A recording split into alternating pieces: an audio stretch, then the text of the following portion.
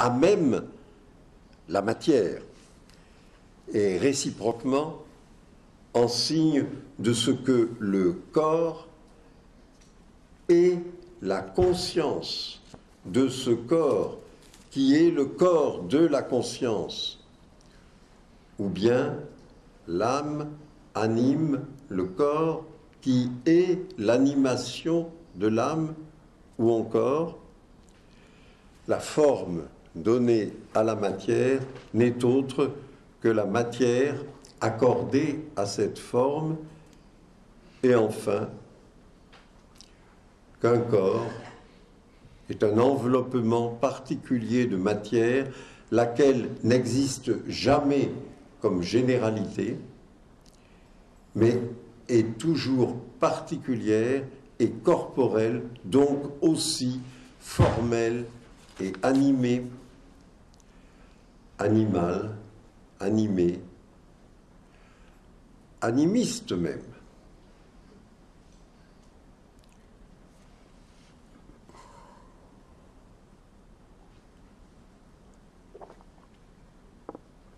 Le loup, donc, dévore les cygnes, entouré de sa double lettre L à l'envers et à l'endroit, comme des morceaux démontés d'une croix qui du reste se montre ailleurs aussi, par exemple sous des volutes de latex, dans la série Latex 8. Ces angles droits et durs d'une croix dure qui peut aussi faire l'aboutement, l'accolade des initiales de Teresa Tapies, de la femme et de l'homme. Dure et souple essence du signe qu'il s'agit à la fois d'extraire, pur, et de rayer, de raturer, mâcher et avaler, alléger ses significations en retenant ses signaux, de même que celui qui, par là, doit avaler et cracher, digérer et vomir son propre nom, dont les morceaux envahissent sa face. Signe, lambeau de langue, face exposée sans recours. Car le portrait, retraite, c'est un titre, observant à outrance la tradition du genre, offre une face noyée d'absence, qui s'évanouit dans son paraître, comme le fait aussi 21 Inventions 5 dans un pointillé de thé.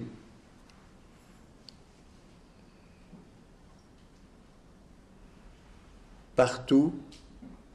des signes sur des corps changés en signes, des corps signes de corps, tout animés de renvois les uns vers les autres et vers soi, car après tout, un corps fait signe vers lui-même, vers sa présence et son retrait, retraite, vers son attente et son désir, vers son jouir et son souffrir, vers son penser sous son crâne, cervelle arachnéide, série Latex 9, vers son partage en façon de dernière scène avec assiette de latex et main et présence pensive et serpent redoutable, autre animal ailleurs avec triangle, et peut-être suivi d'une crucifixion, série latex 12 et 11, et 13, pardon. Pour une fois, la croix sur soi recroisée, tenaillée en histoire de la peinture.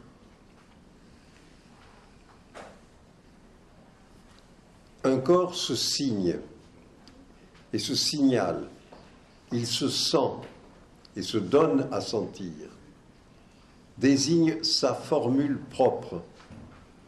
comme le fait ce doigt devant l'algèbre de l'invention 16,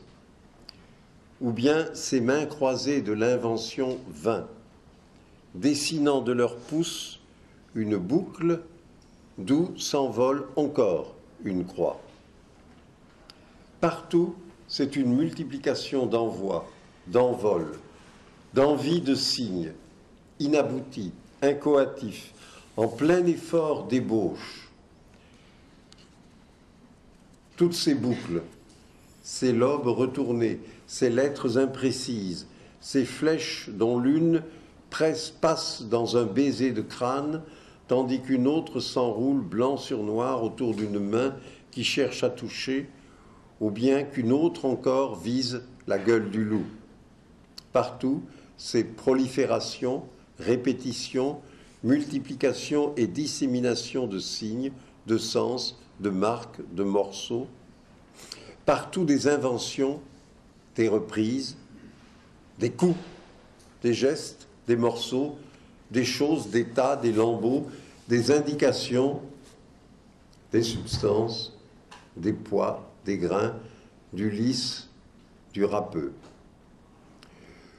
Comme il l'écrit lui-même, il a choisi la terre, la boue, l'espace, le trou, les vestiges du feu, le morceau de carton, le mur, les détritus, le papier journal, le carton à gâteau, les traces du vent, les empreintes du corps humain, les draps, l'assiette brisée, les nœuds, les coulures de la pluie, la marque d'un pas, les poils, les cheveux, les grilles, les lézardes, les filles, les décombres, les coussins, les couvertures de soldats, le riz et des centaines d'autres choses. Il aime les énumérations prolifiques, luxuriantes. Ailleurs, dans un autre texte, le voici qui arpente les surfaces lisses, sereines, blanches, surfaces torturées, vieillies, décrépites, marques d'empreintes humaines, d'objets, d'éléments naturels, sensations de lutte, d'effort, de destruction, de cataclysme ou de construction, de création et d'équilibre, débris d'amour, de douleur, de dégoût, de désordre, déchirures, tortures, corps écartelés, débris humains, équivalence de sons, balafres, raclements, explosions, décharges de feu, coups, martèlements, cris, échos résonnant à travers l'espace. Et c'est bien ce qu'il fait aussi à travers ces séries, comme à travers la longue accumulation de toutes ces peintures, sculptures, dessins, de tous ces matériaux, bois et sable, terre, métaux et papier, étoffes, caoutchouc, cordons, paille, sans parler des souffles, des respirations, des mélanges, des grattages, des frottages, perçages, transports, claques, gestes, mouvements, postures et allures de polir, de poncer, de griffer, racler, ratisser, clouer, pincer, tordre, concasser, plier, piler, siffler, halter, accrocher, piétiner, abraser. Mais que demande l'énumération? Elle veut l'infini. Elle le veut non pas dans l'indéfini,